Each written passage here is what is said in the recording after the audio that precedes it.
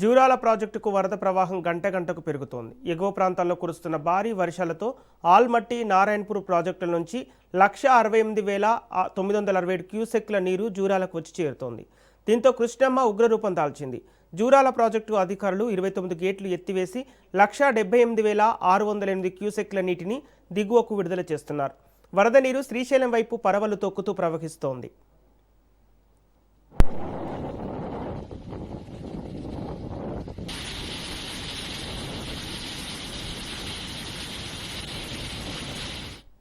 Jurala project పూర్తిస్థాయి నీటి సామర్థ్యం 9.657 టీఎంసీలు కాగా ప్రస్తుతం 7.798 టీఎంసీల నీరు నిల్వ ఉంది. పూర్తిస్థాయి నీటి మట్టం 318.516 మీటర్లు కాగా ప్రస్తుత నీటి మట్టం 317.58 మీటర్లుగా నమోదైంది. మరోవైపు జూరాల ఎగువ, దిగువ జల విద్యుత్ కేంద్రాల్లో 11 యూనిట్ల ద్వారా 434 మెగావాట్ల విద్యుత్ ఉత్పత్తి కొనసాగుతోంది.